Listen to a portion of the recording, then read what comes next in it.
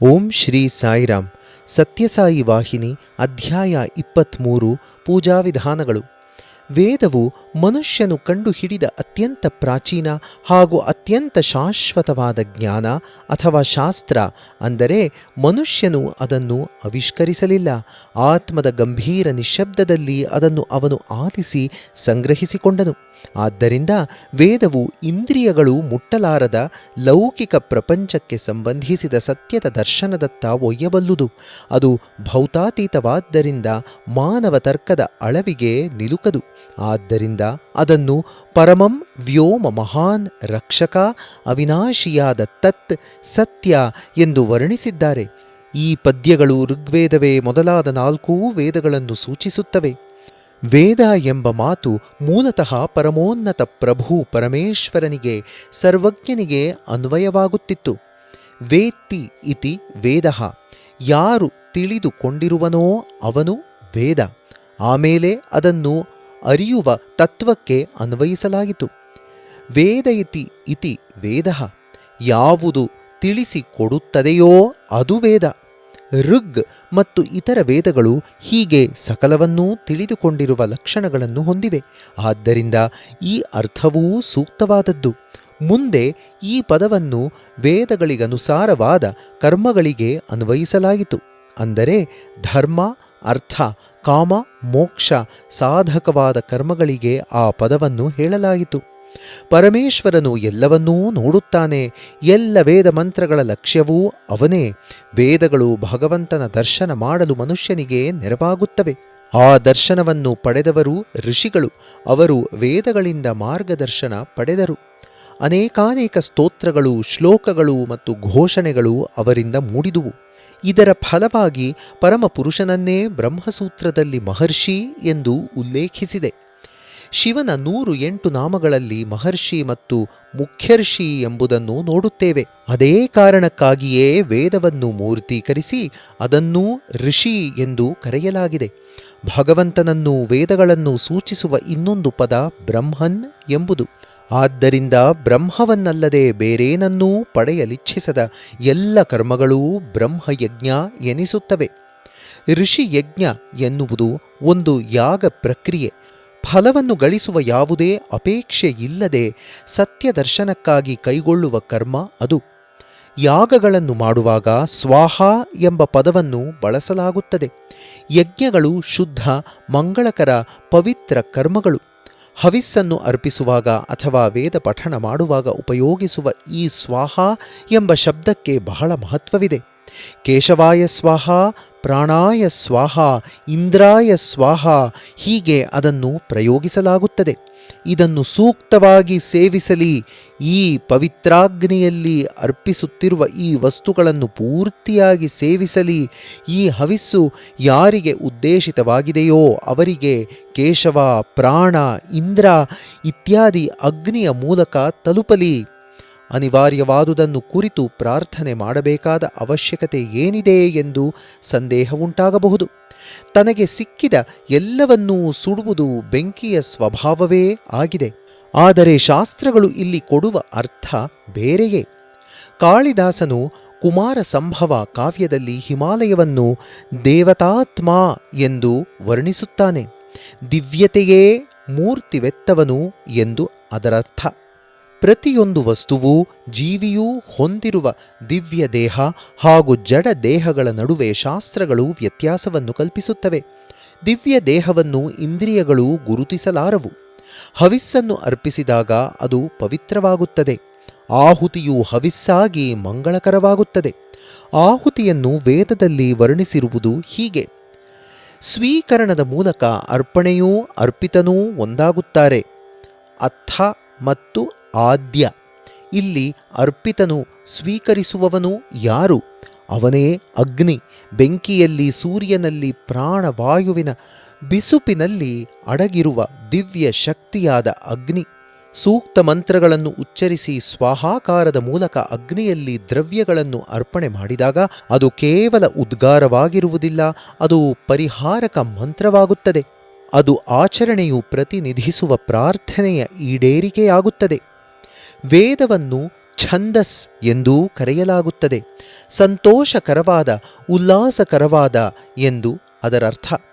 ಬಲಿಷ್ಠ, ಮಹತ್ವಪೂರ್ಣ, ರಕ್ಷಿತ ಎಂಬ ಪೂರಕ ಅರ್ಥಗಳೂ ಅದಕ್ಕಿವೆ. ಎಲ್ಲ ಗುಣಲಕ್ಷಣಗಳನ್ನು ವೇದಗಳಲ್ಲಿ ನೋಡಬಹುದಾದ್ದರಿಂದ ಈ ಹೆಸರು ವಿಹಿತವಾಗಿದೆ. ವೇದಗಳಲ್ಲಿ ಹೇಳಿರುವ ಆಚರಣೆಗಳು ಭಾಗವಹಿಸಿದವರಿಗೆ ಸಂತೋಷವನ್ನು ಕೊಡುವುದು ಮಾತ್ರವಲ್ಲ, ಇಡೀ ಜಗತ್ತಿಗೆ, ಜಗತ್ತಿನ ಆಚೆಗೂ ಸಂತೋಷವನ್ನು ಪಸರಿಸುತ್ತವೆ. ಸಕಲ ಆನಂದದ ಮೂಲವಾದ ಪರಮೋನ್ನತ ಪ್ರಭುವನ್ನು ಶಾಸ್ತ್ರಗಳಲ್ಲಿ ಯಜ್ಞಾಂಗ, ಯಜ್ಞಾಚರಣೆಗಳನ್ನು ಅಂಗಾಂಗಗಳಾಗಿ ಉಳ್ಳವನು, ಯಜ್ಞವಾಹನ, ಯಜ್ಞವನ್ನೇ ವಾಹನವಾಗಿ ಉಳ್ಳವನು ಎಂದು ವರ್ಣಿಸಲಾಗಿದೆ. ಭಗವತ್ ತತ್ವವೂ ಆಕಾರ ತಳೆದಾಗ ಮೊದಲನೆಯ ಅಭಿವ್ಯಕ್ತಿ ಹಿರಣ್ಯಗರ್ಭ. ಇವನೂ ಆನಂದದ ಸಾಕಾರವೇ.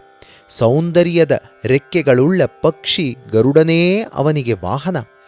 ಭಗವಂತನಿಗೆ ವೃಷರಥ ಎಂದೂ ಹೆಸರು. ಧರ್ಮದ ಸಂಕೇತವಾದ ವೃಷಭ ಅವನಿಗೆ ವಾಹನ.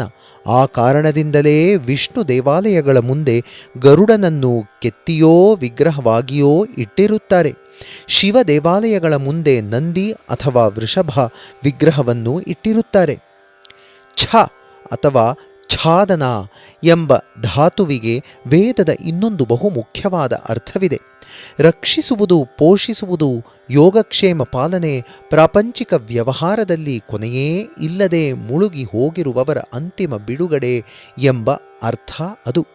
ಮನುಷ್ಯರು ಲಾಭವನ್ನು ಮಾತ್ರವೇ ಉದ್ದೇಶವಾಗಿಟ್ಟುಕೊಂಡು ಕಾರ್ಯ ಚಟುವಟಿಕೆಗಳಲ್ಲಿ ಮಗ್ನವಾಗಿರುತ್ತಾರೆ. ಅದೇ ಸಮಯದಲ್ಲೇ ಅವರನ್ನು ಧಾರ್ಮಿಕ ಸ್ತ್ರೀ ಪುರುಷರನ್ನಾಗಿ ರೂಪಿಸಬೇಕಾಗಿರುತ್ತದೆ. ಹಣ್ಣು ಮತ್ತು ನೆರಳುಗಳನ್ನು ಕೊಡುವಂತೆ ಜೀವನ ವೃಕ್ಷವನ್ನು ಕಾಪಾಡಬೇಕಾಗಿದೆ. ಕರ್ಮ ಪ್ರೇಮಿಗಳನ್ನು ಅವರು ಅಧಾರ್ಮಿಕ ಕೃತ್ಯಗಳಲ್ಲಿ ತೊಡಗದಂತೆ, ಜ್ಞಾನಾನ್ವೇಷಕರು ಭೋಗ ವಿಲಾಸ ಇಂದ್ರಿಯಗಳ ಬೆನ್ನು ಹತ್ತದಂತೆ ವೇದವು ರಕ್ಷಿಸಬೇಕಾಗಿದೆ. ವೇದವು ದಾರಿ ತೋರಿಸುತ್ತದೆ ಹಾಗೂ ರಕ್ಷಿಸುತ್ತದೆ. ಆದ್ದರಿಂದ ಒಟ್ಟಿನಲ್ಲಿ ವೇದ ಮಂತ್ರಗಳೆಲ್ಲವನ್ನೂ ಛಂದಸ್ಸು ಎಂದು ಕರೆಯಲಾಗುತ್ತದೆ. ತಮ್ಮ ರಕ್ಷಕ ಪಾತ್ರದ ಮೂಲಕ ತಮ್ಮನ್ನು ಅವಲಂಬಿಸುವವರೆಲ್ಲರನ್ನೂ ಅವು ಕಾಪಾಡುತ್ತವೆ. ಛಾದನಾತ್ ಛಂದಾಸಿ, ಹೊದಿಸಿ ರಕ್ಷಿಸುವುದರಿಂದ ಅವು ಛಂದಸ್ ಆಗುತ್ತವೆ. ವೇದಾಚರಣೆಗಳು ಅಂದರೆ ಯಜ್ಞವನ್ನು ಕುರಿತು ಒಂದು ಕಥೆಯಿದೆ. ಒಮ್ಮೆ ಯಜ್ಞವು ಒಂದು ಕಪ್ಪು ಜಿಂಕೆಯ ರೂಪವನ್ನು ಧರಿಸಿ ದೇವತೆಗಳ ಬಳಿಯಿಂದ ಓಡಿ ಹೋಯಿತು. ದೇವತೆಗಳು ಅದನ್ನು ಹುಡುಕಿಕೊಂಡು ಹೋದರು. ಕೊನೆಗೆ ಆ ಜಿಂಕೆಯ ಚರ್ಮವು ಅವರಿಗೆ ದೊರಕಿತು. ಆ ಚರ್ಮವೇ ಯಜ್ಞ, ಪವಿತ್ರ ವಿಧಿಯ ಸಂಕೇತವಾಯಿತು. ಜಿಂಕೆಯ ಚರ್ಮದ ಮೇಲಿನ ಬಿಳುಪು, ಕಪ್ಪು ಮತ್ತು ಕಂದು ಬಣ್ಣಗಳು ಋಗ್, ಯಜುರ್ ಮತ್ತು ಸಾಮವೇದಗಳನ್ನು ಪ್ರತಿನಿಧಿಸುತ್ತವೆ. ಈ ಕಾರಣದಿಂದಲೇ ಅದನ್ನು ಬಹು ಪವಿತ್ರವಾದುದೆಂಬಂತೆ ಕೊಂಡಾಡಲಾಗುತ್ತದೆ. ಈ ಕಾರಣದಿಂದಲೇ ಅದನ್ನು ತ್ರಿವಳಿ ಜ್ಞಾನದ ಕುರುಹು ಎಂದು ಗೌರವಿಸಲಾಗಿದೆ. ಅಂದರೆ ಮೂರೂ ವೇದಗಳ ಮೇಲೆ ಪ್ರಭುತ್ವವನ್ನು ಸೂಚಿಸುತ್ತದೆ. ಯಜ್ಞಗಳನ್ನು ಮಾಡಿಸುವ ಪುರೋಹಿತರು ಮತ್ತಿತರ ಭಾಗವಹಿಸಿದವರು ಛಂದಸ್ ಎಂಬ ರಕ್ಷಾ ಮಂತ್ರಗಳನ್ನು ಉಚ್ಚರಿಸಲು ಅದನ್ನು ಉಪಯೋಗಿಸುತ್ತಾರೆ. ಮೂರು ಬಣ್ಣಗಳು ಮೂರು ಲೋಕಗಳನ್ನು ಪ್ರತಿನಿಧಿಸುತ್ತವೆ ಎಂದೂ ನಂಬಲಾಗುತ್ತದೆ. ಆದ್ದರಿಂದ ಜಿಂಕೆಯ ಚರ್ಮದ ಮೇಲೆ ಕುಳಿತವನು ಅಥವಾ ಅದನ್ನು ಧರಿಸಿದವನು ತನ್ನ ವೇದ ಪಠಣದ ಮೂಲಕ, ಆಹುತಿಗಳ ಮೂಲಕ ಮೂರು ಲೋಕಗಳಿಗೂ ಲಾಭವನ್ನುಂಟು ಮಾಡುತ್ತಾನೆ. ವೈದಿಕ ಯಜ್ಞಾಚರಣೆಗಳ ಯಜಮಾನನನ್ನು ಗರ್ಭಸ್ಥ ಭ್ರೂಣ ಎಂದು ವರ್ಣಿಸಲಾಗಿದೆ. ಭ್ರೂಣವು ಹೇಗೆ ಕ್ಷೇಮವಾಗಿ ಸುಭದ್ರವಾಗಿ ಕೈ ಬೆರಳುಗಳನ್ನು ಮುಷ್ಟಿಯಾಗಿಸಿಕೊಂಡು ದೇಹವನ್ನು ಬಾಗಿಸಿ ತಾಯ ಗರ್ಭದಲ್ಲಿ ಆಚ್ಛಾದಿತವಾಗಿ ಇರುತ್ತವೆಯೋ ಹಾಗೆ ಕರ್ತೃವು ವೇದ ಮಾತೆಯನ್ನು ಪ್ರತಿನಿಧಿಸುವ ಜಿಂಕೆಯ ಚರ್ಮವನ್ನು ಹೊದೆದುಕೊಂಡಿರಬೇಕು. ಸಾಧಾರಣ ಮಾನವ ಚಕ್ಷುವಿಗೆ ಅದು ಕೇವಲ ಒಂದು ಚರ್ಮ, ಆದರೆ ವೈದಿಕ ವಿಧಿಗಳ ಸಮಯದಲ್ಲಿ ಅದೊಂದು ಕವಚವಾಗುತ್ತದೆ. ಆದ್ದರಿಂದಲೇ ದೀಕ್ಷಿತನು ಅದನ್ನು ಧರಿಸುವುದಕ್ಕೆ ಮೊದಲು, ಚರ್ಮ ನೀನು ಕವಚವಾಗಿದ್ದೀಯೇ, ನನ್ನನ್ನು ಚರ್ಮದಂತೆ ಕಾಪಾಡು ಎಂದು ಸ್ತುತಿ ಮಾಡುತ್ತಾನೆ. ಮನುಷ್ಯನನ್ನು ದುಃಖ, ಹಾನಿ, ದೋಷಗಳಿಂದ ರಕ್ಷಿಸುವುದರಿಂದ ಸಂತೋಷ, ಆನಂದ ಎಂಬರ್ಥವನ್ನು ಕೊಡುತ್ತದೆ. ತ್ರಿಮೂರ್ತಿಗಳಲ್ಲಿ ಎರಡನೆಯ ವಿಷ್ಣುವು ಆನಂದ ಸ್ವರೂಪಿ. ವೈದಿಕ ಯಾಗಗಳು ಆನಂದವನ್ನು ನೀಡುತ್ತವೆ. ವಿಷ್ಣುವನ್ನು ಯಜ್ಞವೆಂದೇ ಸ್ತುತಿಸಲಾಗಿದೆ. ಯಜ್ಞೋ ವೈ ವಿಷ್ಣು. ಭಗವಾನ್ ವಿಷ್ಣುವು ಮೂರೂ ವೇದಗಳ ಮೂರ್ತ ರೂಪವಾಗಿದ್ದಾನೆ. ಉಪಾಸನೆ ಎಂದರೆ ಭಗವಂತನ ಸಾಮೀಪ್ಯವನ್ನು ಪಡೆಯುವುದು, ಸ್ತೋತ್ರದ ಆನಂದವನ್ನು ಸವಿಯುವುದು. ಸಂಪ್ರದಾಯವು ಇದರ ಸಾಧನೆಗೆ 4 ಅಧಿಕೃತ ಮಾರ್ಗಗಳನ್ನು ಅಂಗೀಕರಿಸಿದೆ. ಅವು ಸತ್ಯವತಿ, ಅಂಗವತಿ, ಅನ್ಯವತಿ ಮತ್ತು ನಿದಾನವತಿ. ಇವುಗಳನ್ನು ಸ್ವಲ್ಪ ವಿವರವಾಗಿ ಪರಿಶೀಲಿಸೋಣ. ಸತ್ಯವತಿ ಶಾಸ್ತ್ರಗಳು ಭಗವತ್ ಶಕ್ತಿಯನ್ನು ಹೀಗೆ ವಿವರಿಸುತ್ತವೆ: ಸರ್ವವ್ಯಾಪಿನಂ ಆತ್ಮಾನಂ ಕ್ಷೀರೇ ಸರ್ಪಿತೈವ ಅರ್ಪಿತಂ. ಆತ್ಮವು ಎಲ್ಲೆಲ್ಲೂ ಇದೆ, ತುಪ್ಪವು ಹಾಲಿನ ಒಂದೊಂದು ಹನಿಯಲ್ಲೂ ಅಂತರ್ಗತವಾಗಿರುವ ಹಾಗೆ. ಈ ನಂಬಿಕೆಯಿಂದ ಸಾಧಕನು ಸತ್ಯವನ್ನು ಅನ್ವೇಷಿಸಲು ಹೊರಟರೆ ಅವನ ಸಾಧನೆಯು ಸತ್ಯವತಿ, ಸತ್ಯ ಆಧಾರಿತ ಎನಿಸುತ್ತದೆ. ಮಾಯಾತೀತಂ ಇದಂ ಸರ್ವಂ ಜಗದವ್ಯಕ್ತ ಮೂರ್ತಿನಾ. ನನ್ನ ವ್ಯಕ್ತ ರೂಪದಲ್ಲಿ ನಾನು ಸಮಸ್ತ ಸೃಷ್ಟಿಯಾಗಿದ್ದೇನೆ, ನನ್ನಲ್ಲಿ ಇದೆಲ್ಲವನ್ನೂ ನೋಡು ಎಂದು ಭಗವಂತನು ಘೋಷಿಸಿದ್ದಾನೆ. ಈ ಪ್ರಯತ್ನದಲ್ಲಿ ಜಯಗಳಿಸಿದಾಗ ಸತ್ಯವತಿ ಮಾರ್ಗವು ಫಲಿಸುತ್ತದೆ. ಇವೆಲ್ಲವೂ ಆಗಿ ಇದೆಲ್ಲದರಲ್ಲೂ ನಾನು ನಿನಗೆ ಕಾಣಿಸುತ್ತೇನೆ ಎಂದು ಭಗವಂತನು ಭರವಸೆ ಕೊಡುತ್ತಾನೆ. ಈ ಸತ್ಯವತಿ ಪಥದಲ್ಲಿ ಪ್ರಾಮಾಣಿಕವಾಗಿ ಕ್ರಮಿಸುವ ಎಲ್ಲರಿಗೂ ಈ ಅಂತರ್ಗತತ್ವ ಮತ್ತು ಅವೇ ತತ್ವಗಳ ದರ್ಶನದ ಭರವಸೆಯಿದೆ. ಅಂಗವತಿ ಅಗ್ನಿ, ವಾಯು, ಸೂರ್ಯ, ಚಂದ್ರ ಮತ್ತಿತರ ವಸ್ತುಗಳು ವಿಶ್ವಾತ್ಮಕವಾದವು. ಅಗ್ನಿಯೇ ಎಲ್ಲ ಜೀವಿಗಳಲ್ಲೂ ಜೀವವನ್ನು ರಕ್ಷಿಸುವ ಉಸಿರು. ಅವನು ಎಲ್ಲವನ್ನೂ ಬೆಳಗುವ ಅಗ್ನಿ, ಪೋಷಣೆಯನ್ನು ಒದಗಿಸುವ ಸಸ್ಯಗಳನ್ನು ಪಾಲಿಸುವ ಮಳೆ ಅವನು. ಆದ್ದರಿಂದ ಅವನನ್ನು ಅಗ್ನಿ ಎಂದೂ, ವಾಯು ಎಂದೂ, ವರುಣ ಎಂದೂ ಸ್ತುತಿಸಬಹುದು. ಕೃಪೆ ಇಟ್ಟು ಅವನು ಆ ರೂಪಗಳನ್ನು ಧರಿಸಿದ್ದಾನೆ. ಹೀಗೆ ಅಂಗಗಳ ಮೂಲಕವಾದ ಧ್ಯಾನ ಕ್ರಮವೇ ಅಂಗವತಿ ಮಾರ್ಗ. ಅಂಗ ಎಂದರೆ ದೇಹ ಭಾಗ, ಒಂದು ವಿಷಯ, ಒಂದು ಅಂಶ. ಅನ್ಯವತಿ ಅನೇಕ ಮುಖವಾದ ದೈವವನ್ನು ಚಿತ್ರಿಸಿಕೊಂಡು ಗ್ರಹಿಸಬಲ್ಲ ವಿಧಾನಗಳಲ್ಲಿ ಅವುಗಳನ್ನು ಸಂಕೇತಿಸುತ್ತಾ ಸಾಧಕನು ದಿವ್ಯತೆಯ ಸಾನ್ನಿಧ್ಯವನ್ನು ಪಡೆಯಲು ಪ್ರಯತ್ನಿಸುತ್ತಾನೆ. ದೈವ ತತ್ವದ ಒಂದು ರೂಪವಾದ ಸರ್ವವ್ಯಾಪಿ ವಿಷ್ಣುವನ್ನು ಶಂಖ ಆದಿ ಶಬ್ದ ಅಥವಾ ಧ್ವನಿಯ ಸಂಕೇತ, ಚಕ್ರ ಕಾಲದ ಸಂಕೇತ ಮತ್ತು ಗದೆಗಳನ್ನು ಶಕ್ತಿ ಮತ್ತು ಗಾಂಭೀರ್ಯಗಳ ಸಂಕೇತ ಹಿಡಿದುಕೊಂಡಿರುವಂತೆ ಚಿತ್ರಿಸಲಾಗಿದೆ. ವಿಘ್ನಗಳನ್ನು ನಿವಾರಿಸುವ ಶಕ್ತಿಯೂ ಆಸಕ್ತಿಯೂ ಇರುವ ಮುಖದಲ್ಲಿ ವಿಘ್ನೇಶ್ವರ, ಏಕದಂತನೂ ನಿಶಿತಮತಿಯನ್ನೂ ಏಕಾಗ್ರತೆಯನ್ನು ಸಂಕೇತಿಸುತ್ತದೆ. ಈಶ್ವರ ಅಥವಾ ಶಿವನು ಭಗವತ್ ಶಕ್ತಿಯ ಪ್ರಳಯ ಅಥವಾ ಲಯದ ಮುಖ ತ್ರಿಶೂಲವನ್ನು ಹಿಡಿದಿದ್ದಾನೆ. ಅದರ 3 ಮೊನೆಗಳು ಭೂತ, ವರ್ತಮಾನ, ಭವಿಷ್ಯತ್ ಕಾಲಗಳನ್ನು ಸಂಕೇತಿಸುತ್ತವೆ. ಧರ್ಮದ ಮೂರ್ತಿಯಾದ ರಾಮನನ್ನು ಯಾವಾಗಲೂ ಕೋದಂಡ ಧನುಸ್ಸಿನೊಂದಿಗೆ ಚಿತ್ರಿಸಲಾಗುತ್ತದೆ. ಬಾಣವನ್ನು ನೇರವಾಗಿ ಗುರಿಗೆ ನಾಟುವ ಬಿಲ್ಲು ಅದು. ವಿಶ್ವಪ್ರೇಮದ ಅಭಿವ್ಯಕ್ತಿಯಾದ ಕೃಷ್ಣನು ಮುಡಿಯಲ್ಲಿ ನವಿಲುಗರಿ ಧರಿಸಿದ್ದಾನೆ, 1000 ಕಣ್ಣಿನ ಕೃಪಾ ದೃಷ್ಟಿಯ ಸಂಕೇತವಾಗಿ. ಮೋಹಕ ರಾಗಗಳನ್ನು ಹೊಮ್ಮಿಸುವ ಕೊಳಲನ್ನು ಅವನು ಕೈಯಲ್ಲಿ ಹಿಡಿದಿದ್ದಾನೆ. ಕೊಳಲು ಅಹಂಕಾರರಹಿತ, ಕಾಮನಾರಹಿತ ಸಾಧಕನ ಸಂಕೇತ. ಜ್ಞಾನದ ಮುಖವನ್ನು ದೇವಿ ಸರಸ್ವತಿಯಾಗಿ ಚಿತ್ರಿಸಲಾಗಿದೆ. ಅವಳು ಕೈಯಲ್ಲಿ ವೀಣೆಯನ್ನು ಹಿಡಿದಿದ್ದಾಳೆ. ವೀಣೆ ಒಂದು ತಂತಿವಾದ್ಯ. ಸತ್ಯ, ಶಿವ, ಸುಂದರರ ಮೃದು ಸ್ಪರ್ಶಕ್ಕೆ ಸಮರಸತೆಯಿಂದ, ನಾದ ಮಾಧುರ್ಯದಿಂದ ಪ್ರತಿಸ್ಪಂದಿಸುವ ಹೃದಯ ತಂತುಗಳ ಸಂಕೇತ ಅದು. ಸಾಧಕರು ಈ ಮನೋಹರವಾದ ರೂಪಗಳ ಮೇಲೆ, ಆ ಸಂಕೇತಗಳ ಅರ್ಥದ ಮೇಲೆ ಕೇಂದ್ರೀಕರಿಸಿ ಧ್ಯಾನಿಸುತ್ತಾ ತಮ್ಮ ಹೃದಯಗಳಲ್ಲಿ ಮಡುಗಟ್ಟುವ ಆನಂದದಿಂದ ದೈವವನ್ನು ಕೊಂಡಾಡುತ್ತಾರೆ. ಇದು ಅನ್ಯವತಿ ಮಾರ್ಗವೆನಿಸುತ್ತದೆ. ಸಂಕೇತಿತ ದೈವತ್ವ ಅನ್ಯ ಎಂದರೆ ಬೇರೊಂದು ಪೋಷಕವಾದದ್ದು. ನಿದಾನವತಿ ಈ ಮಾರ್ಗವು ನಿಧಾನಗತಿಯದು. ಆದರೆ ಒಂದೊಂದು ಹಂತವನ್ನು ಯಶಸ್ವಿಯಾಗಿ ನಿರ್ವಹಿಸಿದಾಗಲೂ ಪ್ರಗತಿ ನಿಶ್ಚಿತವಾದದ್ದು. ಶ್ರವಣಂ ಭಗವಂತನ ಮಹಿಮೆಗಳನ್ನು ಆಲಿಸುವುದು. ಕೀರ್ತನಂ ಅವನ ವಿಶಿಷ್ಟ ಕರುಣೆಯನ್ನು ಸಂತೋಷವಾಗಿ ಹಾಡುವುದು. ವಿಷ್ಣೋ ಸ್ಮರಣಂ ಸದಾ ಭಗವಂತನ ವೈಭವವನ್ನು ಕರುಣೆಯನ್ನು ಸ್ಮರಿಸುತ್ತಾ ಮನನ ಮಾಡಿಕೊಳ್ಳುತ್ತಿರುವುದು. ಪಾದ ಸೇವನಂ ಭಗವಂತನ ಪಾದ ಕಮಲಗಳ ಮೇಲೆ ಬೀಳಲು ಬಯಸುವುದು. ಅರ್ಚನಂ ಭಗವಂತನ ಪ್ರತಿಮೆಗೆ ಅಥವಾ ವಿಗ್ರಹಕ್ಕೆ ಪ್ರಾರ್ಥನೆ ಪೂಜೆಗಳನ್ನು ಸಲ್ಲಿಸುವುದು. ವಂದನಂ ಪಡೆದ ಅನುಗ್ರಹಕ್ಕಾಗಿ ಕೃತಜ್ಞತೆಯನ್ನರ್ಪಿಸುವುದು. ದಾಸ್ಯಂ ಭಗವಂತನ ಇಚ್ಛೆಗೆ ಶರಣಾಗುವುದು. ಸಖ್ಯಂ ಅವನಲ್ಲಿ ಸಂಪೂರ್ಣವಾಗಿ ಆತ್ಮೀಯತೆಯನ್ನು ಹೇಳಿಕೊಳ್ಳುವುದು. ಆತ್ಮನಿವೇದನಂ ಆಲೋಚನೆ, ಮಾತು, ಕೃತಿಗಳೆಲ್ಲವನ್ನೂ ಅವನಿಗೆ ಅರ್ಪಿಸುವುದು. ತನ್ಮಯ ಆಸಕ್ತಿ ಅವನಲ್ಲಿ ಲೀನವಾಗಲು ಹಂಬಲಿಸುವುದು. ಪರಮ ವಿರಹ ಆಸಕ್ತಿ ಅವನಿಂದ ತುಸು ಅಗಲಿದರೂ ಅಪಾರ ಸಂಕಟಪಡುವುದು.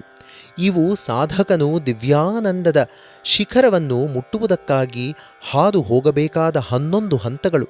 ಆದ್ದರಿಂದಲೇ ಈ ಮಾರ್ಗಕ್ಕೆ ನಿಧಾನ ಮತ್ತು ಖಚಿತ ನಿಧಾನ ಎಂದು ಹೆಸರು ಬಂದಿದೆ. ಈ 4 ಮಾರ್ಗಗಳು ಸತ್ಯವತಿ, ಅಂಗವತಿ, ಅನ್ಯವತಿ ಮತ್ತು ನಿಧಾನವತಿ ಒಂದೊಂದೂ ಹಿಂದಿನದಕ್ಕಿಂತ ಹೆಚ್ಚು ಉತ್ತಮವಾದದ್ದು, ಹೆಚ್ಚು ಶಕ್ತಿ ನೀಡುವಂಥದು. ಸರಳತೆ ಮತ್ತು ಕಾರ್ಯಸಾಧ್ಯತೆಗಳ ದೃಷ್ಟಿಯಿಂದ ಕೊನೆಯಲ್ಲಿ ಅವು ಭಗವಂತನೊಂದಿಗೆ ಒಂದಾಗುವ ವರವನ್ನು ಅನುಗ್ರಹಿಸುತ್ತವೆ. ಶಾಸ್ತ್ರಗಳು ನಿರೂಪಿಸಿ ಸಾಧಕರು ಆಚರಿಸುತ್ತಿರುವ ಇತರ ಹಲವು ಸಾಧನೆಗಳು ಅಥವಾ ಉಪಾಸನೆಗಳೂ ಉಂಟು. ಪ್ರತೀಕೋಪಾಸನ, ವಿಗ್ರಹಾರಾಧನೆ ಅಥವಾ ಪ್ರತಿರೂಪೋಪಾಸನವನ್ನು ಅಂಗವತಿ ಉಪಾಸನೆಯ ವರ್ಗಕ್ಕೆ ಸೇರಿಸಲಾಗುತ್ತದೆ. ಸರ್ವತಃ ಪಾಣಿ ಪಾದಂ ತತ್ ಸರ್ವತೋಕ್ಷಿ ಶಿರೋಮುಖಂ, ಎಲ್ಲೆಲ್ಲೂ ಅವನ ಕೈಗಳು, ಕಾಲುಗಳು, ಎಲ್ಲೆಲ್ಲೂ ಅವನ ತಲೆ ಮುಖಗಳು. ಭಗವಂತನ ಮಾಧವನ ಕೈಗಳು ಎಲ್ಲೆಲ್ಲೂ ಇವೆ, ಏಕೆಂದರೆ ಅವನು ಎಲ್ಲದರಲ್ಲೂ ಇದ್ದಾನೆ. ಎಲ್ಲ ಕಣ್ಣುಗಳ ಮೂಲಕವೂ ಅವನೇ ನೋಡುತ್ತಾನೆ. ಎಲ್ಲ ತಲೆಗಳ ಮೂಲಕವೂ ಆಲೋಚಿಸುತ್ತಾನೆ, ಯೋಚಿಸುತ್ತಾನೆ, ನಿರ್ಧರಿಸುತ್ತಾನೆ. ಎಲ್ಲ ಬಾಯಿಗಳಿಂದಲೂ ಆಹಾರ ಸೇವಿಸುತ್ತಾನೆ. ಎಲ್ಲ ಕಿವಿಗಳಿಂದಲೂ ಆಲಿಸುತ್ತಾನೆ. ಒಂದು ರೂಪದಿಂದ ಅವನನ್ನು ನೀವು ಎಲ್ಲ ರೂಪಗಳಾಗಿ ಪೂಜಿಸಬಹುದು. ಇದು ಅತ್ಯುನ್ನತವಾದ ಆದರ್ಶ. ಸಕಲ ಜೀವಿಗಳಲ್ಲೂ ಅವನಿದ್ದಾನೆ. ಕಣ್ಣಿಗೆ ಕಾಣಿಸದಂತೆ ಎಲ್ಲರಲ್ಲೂ ಎಲ್ಲರ ಮೂಲಕವೂ ವರ್ತಿಸುತ್ತಾನೆ. ಇದೇ ಪ್ರತಿರೂಪ ಉಪಾಸನೆ. ಪ್ರತಿಯೊಂದರಲ್ಲೂ ಅವನಿದ್ದಾನೆ ಎಂದು ಭಾವಿಸಿ ಪೂಜಿಸುವುದು. ಶಾಸ್ತ್ರಗಳಲ್ಲಿ ಉಕ್ತವಾಗಿರುವ ಇನ್ನೂ ಕೆಲವು ಸಣ್ಣ ಪುಟ್ಟ ಉಪಾಸನಾ ಪದ್ಧತಿಗಳಿವೆ. ಬಾಣೋಪಾಸನೆ ಭಗವಂತನಿಗೆ ಅತ್ಯಧಿಕ ಕಾಂತಿಯನ್ನೂ ಅತ್ಯಂತ ಆಳವಾದ ಕರುಣೆಯನ್ನೂ ಅತ್ಯಧಿಕ ಸಾಮರ್ಥ್ಯವನ್ನೂ ಅನ್ವಯಿಸಿ ಪೂಜಿಸುವುದು. ಗೀತೋಪಾಸನೆ ಭಗವಂತನನ್ನು ಗೀತೆಯನ್ನು ಉಪದೇಶಿಸಿ ದಾರಿ ತೋರಿಸುವ ಗುರುವೆಂದು ಸ್ತುತಿಸಿ ಪೂಜಿಸುವುದು. ಮಹಾಭಾರತ ಕಾವ್ಯವನ್ನು ಪಂಚಮ ವೇದ ಎಂದು ಕರೆಯಲಾಗಿದೆ. ಇಹಪರಗಳಲ್ಲಿ ತನ್ನ ಲಕ್ಷ್ಯವನ್ನು ಸಾಕ್ಷಾತ್ಕರಿಸಿಕೊಳ್ಳುವ ಸಲುವಾಗಿ ಮನುಷ್ಯನು ಹೊಂದಿರಬೇಕಾದ ನೀತಿ ನಿಯಮಗಳನ್ನು ಅದು ಹಾಕಿಕೊಡುತ್ತದೆ. ಧಾರ್ಮಿಕ ಜೀವನ ಹಾಗೂ ಆಧ್ಯಾತ್ಮಿಕ ಉದ್ಧಾರಕ್ಕಾಗಿರುವ ಮಾರ್ಗದರ್ಶಕ ಸೂತ್ರಗಳ ಗಣಿಯೇ ಆಗಿದೆ. ಇಲ್ಲಿ ಭಗವಂತನನ್ನು ಧರ್ಮಕ್ಷೇತ್ರದ ರಂಗಸ್ಥಳದಲ್ಲಿ ನೋಡುತ್ತೇವೆ. ಸಕಲ ಸಜ್ಜುಗಳೊಂದಿಗೆ ಪಾತ್ರಗಳು, ಕಥೆ ಮತ್ತು ವಸ್ತ್ರವಿನ್ಯಾಸಗಳಾಗಿ ಅವನು ಅಭಿನಯಿಸಿದ ಅತ್ಯದ್ಭುತವಾದ ವಿಶ್ವನಾಟಕ ಆ ಮಹಾಕಾವ್ಯ ಮಹಾಭಾರತ. ಈ ನಾಟಕದಲ್ಲಿ ನಟ ನಟಿಯರು, ಸಂಭಾಷಣೆ, ಸೂಚನೆಗಳು, ಹಾಡುಗಳು ಎಲ್ಲವನ್ನೂ ಅವನೇ ಯೋಜಿಸಿದ್ದಾನೆ. ಅವನೇ ಪಾತ್ರ, ಅವನೇ ನಿರ್ದೇಶಕ, ಪ್ರೇಕ್ಷಕ ಎಲ್ಲವೂ. ಸಕಲ ವಸ್ತುಗಳಲ್ಲೂ ಜೀವಿಗಳಲ್ಲೂ ಮಾಧವನೇ ಪ್ರಕಟವಾಗಿ ಅವುಗಳ ಮೂಲಕ ವ್ಯವಹರಿಸುತ್ತಾನೆ. ಅಧಾರ್ಮಿಕ ಲೋಭದಿಂದ ಚೋದಿತವಾದ ಅಸೀಮ ಲೌಕಿಕ ಶಕ್ತಿ ಒಂದು ಕಡೆ, ಸದಾ ಧರ್ಮಶೀಲವಾದ ಸೀಮಿತ ಆತ್ಮಶಕ್ತಿ ಇನ್ನೊಂದು ಕಡೆ. ವಿಶ್ವಾದ್ಯಂತ ಈ 2 ಶಕ್ತಿಗಳ ನಡುವೆ ನಡೆಯುವ ಸಂಘರ್ಷದಲ್ಲಿ ಭಗವಂತನು ಮಧ್ಯಸ್ಥಗಾರನಾಗಿ ನಿಲ್ಲುತ್ತಾನೆ. ಬಲದ ಮೇಲೆ ಧರ್ಮವು ಗೆಲ್ಲುವುದರ ಪರಮೋನ್ನತ ಪ್ರತೀಕವಾಗುತ್ತಾನೆ. ಮಹಾಭಾರತದಲ್ಲಿ ದೊರಕುವ ಅಮೃತ ಭಗವದ್ಗೀತೆ ದೈವ ಜಯದ ಗಾಥೆ.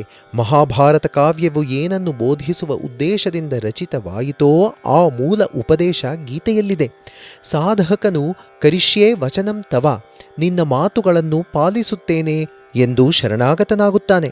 ಭಗವಂತನು ಅವನಿಗೆ ಸ್ವಧರ್ಮೇ ನಿಧನಂ ಶ್ರೇಯಃ, ನಿನಗೆ ನಿರ್ದಿಷ್ಟವಾಗಿರುವ ಕರ್ತವ್ಯಗಳನ್ನು ಪಾಲಿಸುವುದರಲ್ಲೇ ನಿನ್ನ ಶ್ರೇಯಸ್ಸು ಅಡಗಿದೆ ಎಂದು ಹೇಳುತ್ತಾನೆ. ಪ್ರತಿಯೊಂದು ಕಾರ್ಯವನ್ನೂ ಈ ಮಾನಕದಿಂದ ಅಳೆಯಬೇಕು. ಭಗವದಿಚ್ಛೆಗೆ ಸಂಪೂರ್ಣವಾಗಿ ಅರ್ಪಿಸಿಕೊಳ್ಳುವ ಮಾರ್ಗವನ್ನು ಭಕ್ತಿ ತೊರೆಯಬಾರದು. ಅದು ನಿಮಗೆ ಸರ್ವತೋಮುಖ ಆನಂದವನ್ನು, ಶಾಂತಿಯನ್ನೂ ನೀಡುತ್ತದೆ. ಅದಕ್ಕೆ ಬದಲು ಅವನು ಕಣ್ಣುಗಳನ್ನು ಮುಚ್ಚಿಕೊಂಡು ತಾನೇ ಬ್ರಹ್ಮ ಎಂದು ಅಹಂಕಾರದಿಂದ ಬೀಗುತ್ತಿದ್ದರೆ ಆ ಸಂತೋಷವನ್ನು ಅವನು ಕಳೆದುಕೊಳ್ಳುತ್ತಾನೆ, ದುಃಖಕ್ಕೆ ಬಲಿಯಾಗುತ್ತಾನೆ. ಹೊಟ್ಟನ್ನು ಕುಟ್ಟುತ್ತಿದ್ದರೆ ಅಕ್ಕಿಯು ಸಿಕ್ಕಬೇಕೆಂದು ನಿರೀಕ್ಷಿಸಬಾರದಲ್ಲವೇ? ಆ ಬ್ರಹ್ಮವೇ ಕೃಷ್ಣ. ಅದ್ವೈತೋಪಾಸನೆ. ಹಸುವಿನ ದೇಹದಲ್ಲಿ ಹಾಲಿದೆ, ಹಾಲಿನಲ್ಲಿ ತುಪ್ಪವಿದೆ. ಆದರೆ ತುಪ್ಪವು ಸಲೀಸಾಗಿ ವ್ಯಕ್ತಿಯ ಶಕ್ತಿಗೆ ಮೂಲವಾಗಿ ದೊರಕಿಬಿಡುವುದಿಲ್ಲ. ಹಾಲನ್ನು ಕರೆದುಕೊಳ್ಳಬೇಕು, ಹುಳಿ ಸೇರಿಸಿ ಅದನ್ನು ಮೊಸರಾಗಿಸಬೇಕು, ಕಡೆದ ಬೆಣ್ಣೆಯನ್ನು ತೆಗೆಯಬೇಕು, ಅದನ್ನು ಕಾಯಿಸಿ ತುಪ್ಪವನ್ನು ಪಡೆಯಬೇಕು. ಅದನ್ನು ಸೇವಿಸಿದರೆ ವ್ಯಕ್ತಿಯಲ್ಲಿ ಸಾಮರ್ಥ್ಯವು ತುಂಬುತ್ತದೆ. ಹಾಗೆಯೇ ಭಗವಂತನು ಸರ್ವವ್ಯಾಪಕ, ಸರ್ವಚೋದಕ ಆಗಿದ್ದರೂ ಆನಂದವನ್ನೂ ಅರಿವನ್ನೂ ಪಡೆಯಲು ಅವನನ್ನು ಕಂಡು ಹಿಡಿಯಬೇಕು, ಗುರುತಿಸಬೇಕು. ಸಾಸಿವೆಯಲ್ಲಿ ಎಣ್ಣೆ ಇರುವ ಹಾಗೆ, ಮೊಸರಿನಲ್ಲಿರುವ ಬೆಣ್ಣೆಯ ಹಾಗೆ, ಭೂಮಿಯೊಳಗೆ ನೀರಿರುವ ಹಾಗೆ, ಮರದಲ್ಲಿ ಬೆಂಕಿ ಇರುವ ಹಾಗೆ ಭಗವಂತನು ಎಲ್ಲ ವಸ್ತುಗಳಲ್ಲೂ ಇದ್ದಾನೆ. ಆದರೆ ಕಣ್ಣಿಗೆ ಕಾಣಿಸುತ್ತಿಲ್ಲ. ಅವನು ಮನುಷ್ಯ ದೇಹದಲ್ಲೂ ಮನುಷ್ಯನ ಮನಸ್ಸಿನಲ್ಲೂ ಇದ್ದಾನೆ. ಅಲ್ಲಿ ಇರುವ ಅವನನ್ನು ಅರಿಯಲು ವಿಶೇಷವಾದ ಪರಿಶ್ರಮ ಅತ್ಯಗತ್ಯ. ಹಾಗೆ ಸಾಧನೆ ಮಾಡತೊಡಗಿದಾಗ ಇಬ್ಬರ ನಡುವೆ ಐಕ್ಯವನ್ನು ಸಾಕ್ಷಾತ್ಕರಿಸಿಕೊಳ್ಳಬಹುದು. ಅಲ್ಲಿಂದ ಮುಂದಕ್ಕೆ ಎರಡು ಅಥವಾ ವ್ಯತ್ಯಾಸ ಅನುಭವಕ್ಕೆ ಬರುವುದಿಲ್ಲ. ಎರಡಲ್ಲದ ಒಂದನ್ನು ಅರಿಯುವುದೇ ಮೋಕ್ಷ, ಬಂಧನದಿಂದ ಬಿಡುಗಡೆ. ವಿಶಿಷ್ಟಾದ್ವೈತ.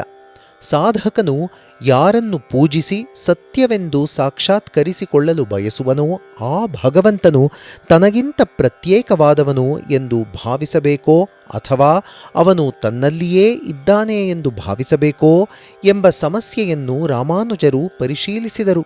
ಅವರು ಉತ್ತರ ನೀಡಿದ್ದು ಹೀಗೆ: ಪ್ರಾಣವು ದೇಹದ ಆತ್ಮ, ಭಗವಂತನು ಪ್ರಾಣದ ಆತ್ಮ. ಭಗವಂತನೇ ವರದಾಯಕನು, ಸಕಲ ಶಕ್ತಿ, ಸಕಲರನ್ನೂ ಪೋಷಿಸುವವನು. ಆ ದೃಷ್ಟಿಯಿಂದ ಅವನನ್ನು ಅರಸಬೇಕು. ಸಕಲ ಭೂತಗಳು ಯಾರಲ್ಲಿ ನೆಲೆಸಿವೆಯೋ ಆ ಪರಮೋನ್ನತ ಪುರುಷನು ಸಮಸ್ತ ಸೃಷ್ಟಿ ಅಂತರಂಗದಲ್ಲಿ ನೆಲೆಸಿ ಸರ್ವರ ಪ್ರಚೋದಕನಾಗಿ ಇರುವ ಅವನನ್ನು ಸಂಪೂರ್ಣ ಶರಣಾಗತಿಯ ಮೂಲಕ ಅವನ ಕೃಪೆಯನ್ನು ಪಡೆದು ಸಾಕ್ಷಾತ್ಕರಿಸಿಕೊಳ್ಳಬಹುದು. ಅವನ ಸರ್ವಾತೀತತ್ವ ಮತ್ತು ಸರ್ವಾಂತರ್ಯಾಮಿತ್ವಗಳನ್ನು ಚೆನ್ನಾಗಿ ಅರ್ಥ ಮಾಡಿಕೊಂಡು ತನ್ನ ಕೊರತೆಗಳನ್ನು ಅರಿತುಕೊಂಡು ಅವನ ಮಹಿಮೆಯಲ್ಲಿ ಪಾಲುಗೊಳ್ಳುವ ಸಲುವಾಗಿ ತನ್ನ ಅಹಂಕಾರವನ್ನು ಪೂರ್ತಿಯಾಗಿ ಒಪ್ಪಿಸಿಬಿಡಬೇಕು. ಸಾಧಕನ ಮನೋಧರ್ಮವು ತ್ವಂ ಏವ ಸರ್ವಂ ಮಮ ದೇವದೇವ, ಓ ನನ್ನ ದೇವರ ದೇವನೇ ನೀವೇ ಸಮಸ್ತವು ಎಂಬುದಾಗಬೇಕು. ನೀನು ಪ್ರೇರಣೆ, ನೀನೇ ಪಥ, ನೀನೇ ಲಕ್ಷ್ಯ. ಆಧ್ಯಾತ್ಮಿಕ ಸಾಧನೆಯು ಏಕಾಗ್ರವೂ ಅಚಂಚಲವೂ ಬಳಲಿಕೆ ಇಲ್ಲದುದೂ ಆಗಬೇಕು. ದ್ವೈತೋಪಾಸನೆ. ದೇವ ಮತ್ತು ಜೀವರ ನಡುವಣ ಸಂಬಂಧವನ್ನು ಕುರಿತು ದ್ವೈತ ದೃಷ್ಟಿಯು ಪತಿ ಮತ್ತು ಪತ್ನಿಯ ನಡುವಣ ಸಂಬಂಧದ ಹಾಗೆ. ವಿಷ್ಣುವು ಸದಾ ಸ್ವತಂತ್ರ, ಸದಾ ಪೂರ್ಣ. ಪತ್ನಿಯು ಪತಿಯನ್ನು ಸ್ತುತಿಸುವ ಹಾಗೆ ಅವನನ್ನು ಸ್ತುತಿಸಬೇಕು. ಇಂತಹ ಸಾಧಕರಲ್ಲಿ ಚೈತನ್ಯರು ಅತ್ಯಂತ ಗಮನಾರ್ಹರಾದವರು. ಅವರು ವಿಶಿಷ್ಟವಾದ ಚೈತನ್ಯೋಪಾಸನೆಯನ್ನೇ ರೂಪಿಸಿದರು. ಭಗವಾನ್ ಕೃಷ್ಣನ ಚರಣಕಮಲಗಳನ್ನು ಪಡೆಯಲು ಉತ್ಕಟವಾದ ಹಂಬಲವಿಲ್ಲದೆ ಹೋದರೆ ಮೋಕ್ಷವು ದೊರಕುವುದಿಲ್ಲ. ಅಷ್ಟೇಕೆ ವ್ಯಕ್ತಿಯ ಬುದ್ಧಿಯ ಶುದ್ಧೀಕರಣವು ಆ ಹಂಬಲವಿಲ್ಲದೆ ಸಾಧ್ಯವಾಗುವುದಿಲ್ಲ. ಚೈತನ್ಯರು ಇದನ್ನು ಒತ್ತಿ ಹೇಳಿದರು. ಅಂತರಂಗದ ಆನಂದದಲ್ಲಿ ಲೀನವಾಗುವ ಸಾಮರ್ಥ್ಯವುಳ್ಳ ಋಷಿಗಳೂ ಮತ್ತಿತರರೂ ಭಗವಾನ್ ಹರಿಯ ಮಂಗಳಕರವೂ ಶಾಮಕವೂ ಶುದ್ಧೀಕಾರಕವೂ ಆದ ಗುಣಗಳ ಮನನದ ಮೂಲಕ ಪರಮೋನ್ನತ ಪ್ರಜ್ಞೆಯ ಆನಂದವನ್ನು ಸವಿಯುವರು. ಈ ಆನಂದವನ್ನು ಪಡೆಯಲು ಯಾವುದೇ ಶಾಸ್ತ್ರ ಗ್ರಂಥದ ಅವಶ್ಯಕತೆಯಿಲ್ಲ. ಆ ದಿವ್ಯಾನಂದದ ಅಲೆಗಳಲ್ಲಿ ನಿಮಗ್ನನಾಗಿ ವ್ಯಕ್ತಿಯು ಸಾಮಾಜಿಕ ನೀತಿ ನಡವಳಿಕೆಗಳೆಲ್ಲವನ್ನೂ ಅಲಕ್ಷಿಸಿಬಿಡುತ್ತಾನೆ. ರೂಢಿ ಸಂಪ್ರದಾಯಗಳನ್ನು ತೊರೆಯುತ್ತಾನೆ. ಶ್ರೀಹರಿಯ ನಾಮಗಳನ್ನು ಜೋರಾಗಿ ಕೂಗಿ ಹಾಡುತ್ತಾನೆ. ಆನಂದದ ಕಣ್ಣೀರು ಹರಿಸುತ್ತಾನೆ. ದಿವ್ಯೋನ್ಮತ್ತನಾಗಿ ಕುಣಿಯುತ್ತಾನೆ. ಅಮಿಶ್ರಿತವಾದ ಅಸಲಿ ಆನಂದವನ್ನು ಮನಸಾರೆ ಸವಿಯುತ್ತಾನೆ. ಭಗವಂತನ ದಿವ್ಯ ಪಾದಗಳು ನೆಲದ ಪ್ರತಿಯೊಂದು ಅಂಗುಲವನ್ನೂ ಪವಿತ್ರಗೊಳಿಸಿವೆ ಎಂದು ಅವನು ಭಾವಿಸುತ್ತಾನೆ. ಹಾಗಾಗಿ ಭಗವದ್ಭಾವದೊಂದಿಗೆ ಸಂಪೂರ್ಣವಾಗಿ ಬೆರೆತುಕೊಂಡು ಮಹಿಮೆಗಳನ್ನು ಹಾಡುತ್ತಾನೆ. ಚೈತನ್ಯರು ಈ ಸಾಧನೆಯನ್ನು ಅತ್ಯಂತ ಸುಲಭವಾದ, ಅತ್ಯಧಿಕ ಫಲಪ್ರದವಾದ ಸಾಧನೆಯಾಗಿ ರೂಪಿಸಿದರು. ಅವರ ಮುಖ್ಯವಾದ ಗುರಿಯು ಭಗವಂತನ ಮಹಿಮೆಗಳನ್ನೂ ಕೃಪೆಯನ್ನೂ ಕುರಿತು ಸಾಮೂಹಿಕವಾಗಿ ಮಧುರವಾಗಿ ಹಾಡುವುದರ ಮೂಲಕ ಹರಿದು ಬರುವ ಆನಂದದ ಪ್ರವಾಹದಲ್ಲಿ ದೇಹ ಪ್ರಜ್ಞೆಯನ್ನು ತೊರೆಯಬೇಕು ಎನ್ನುವುದಾಗಿತ್ತು. ಉಲ್ಲೇಖಿಸಬಹುದಾದ ಇನ್ನೂ ಕೆಲವು ಉಪಾಸನಾ ಪದ್ಧತಿಗಳಿವೆ. ಗೌಡೀಯೋಪಾಸನೆ ಅಂಥ ಒಂದು. ಶ್ರೀಕೃಷ್ಣನು ಅವ್ಯಕ್ತ ಅಂತರ್ಯಾಮಿತ್ವದಲ್ಲಿ ಪುರುಷೋತ್ತಮನಾಗಿಯೂ ರಾಧೆಯಾಗಿಯೂ ವ್ಯಕ್ತವಾದನು. ಅವ್ಯಕ್ತ ವಿಶ್ವಾತ್ಮಕ ಶಕ್ತಿಯಾಗಿ ರೂಪಿಸಿಕೊಂಡು ಅಳವಟ್ಟನು. ಅವರನ್ನು ಕೃಷ್ಣ ರಾಧೆ ಎಂದು ಹೆಚ್ಚು ಪ್ರಚಲಿತವಾಗಿರುವಂತೆ ರಾಧಾಕೃಷ್ಣ ಆಗಿ ದರ್ಶಿಸಲಾಗುತ್ತದೆ. ಕೃಷ್ಣನ ಮತ್ತೊಂದು ಹೆಸರು ಮಾಧವ. ಅವನು ವಿಶ್ವದ ಅಥವಾ ಪ್ರಕೃತಿಯ ಒಡೆಯ ಎಂಬುದನ್ನು ಅದು ಸೂಚಿಸುತ್ತದೆ. ಆದ್ದರಿಂದ ಈ ಉಪಾಸನೆ ಅಥವಾ ಪೂಜೆಯಲ್ಲಿ ಉಪಯೋಗಿಸುವ ಹೆಸರು ರಾಧಾ ಮಾಧವ ಎಂದು.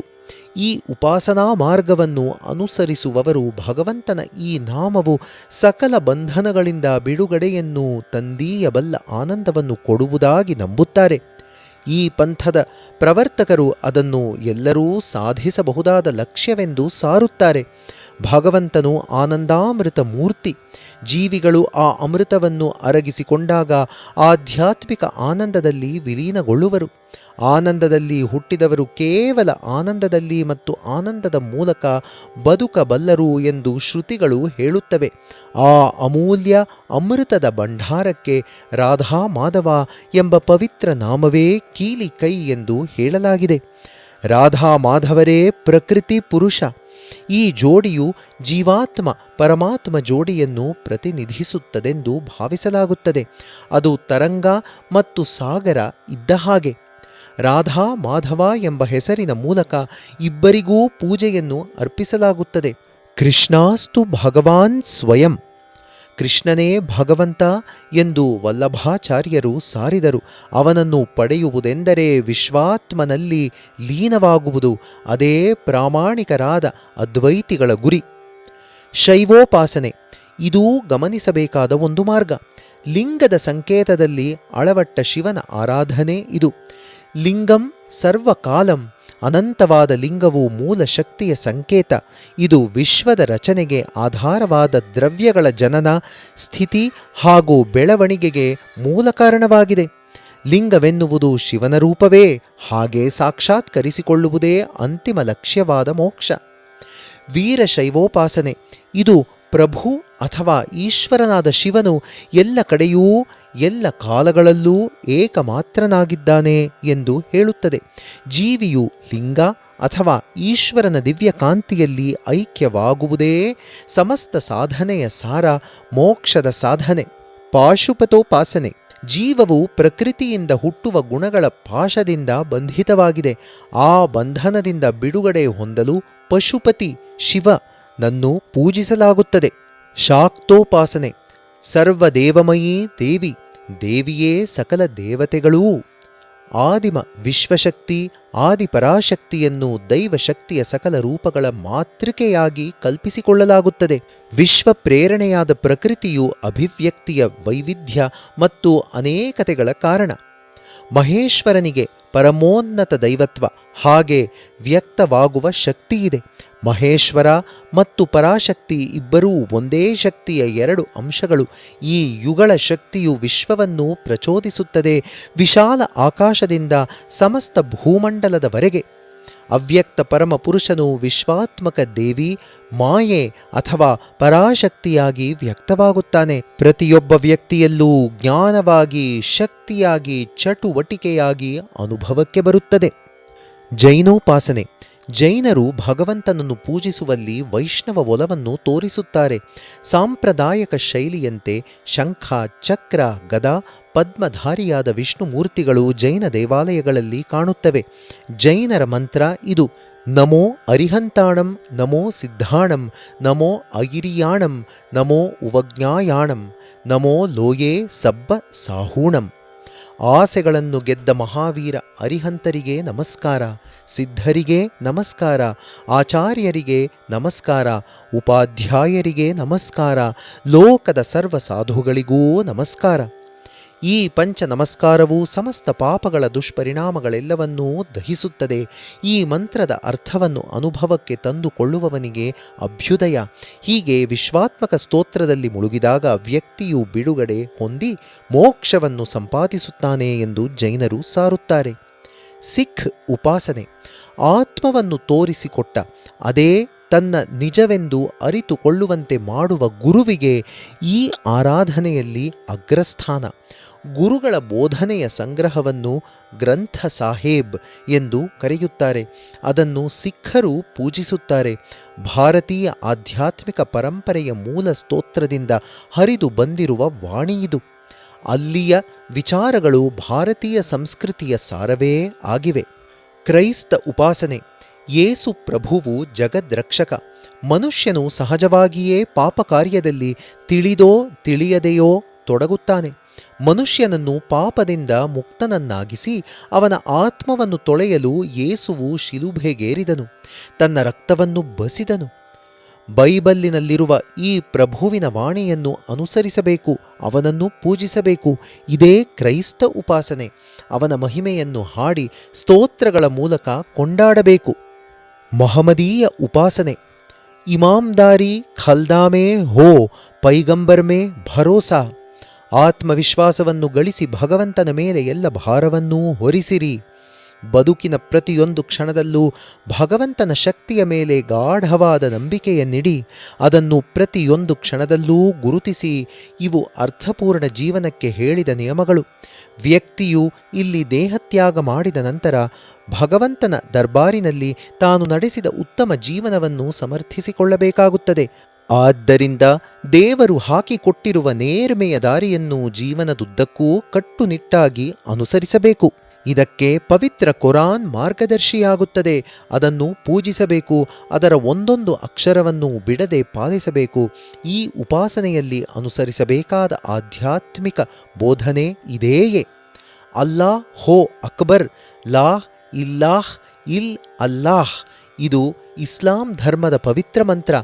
ಭಗವಂತನೇ ಪರಮೋನ್ನತ ಪ್ರಭು. ಅಲ್ಲಾಹ್ ಸೃಷ್ಟಿಯ ನಿರ್ವಿವಾದ ಪ್ರಭು. ಅವನೊಬ್ಬನೇ ಪೂಜೆಗೆ ಅರ್ಹನಾದವನು. ಭಗವದ್ಗೀತೆಯಲ್ಲಿ ಕೃಷ್ಣ ಭಗವಂತನು ನನಗಿಂತ ಉನ್ನತವಾದದ್ದು ಬೇರೆ ಯಾವುದೂ ಇಲ್ಲ ಎಂದು ಹೇಳುತ್ತಾನೆ. ಕೊರಾನಿನ ಈ ಸೂತ್ರವೂ ಅದನ್ನೇ ಹೇಳುತ್ತದೆ. ಮಹಮ್ಮದೀಯ ಉಪಾಸನೆಯೂ ಅದೇ ಸತ್ಯವನ್ನು ಆಧರಿಸಿದ ಅದೇ ಆಧ್ಯಾತ್ಮಿಕ ಸಾಧನಾ ರೂಪ.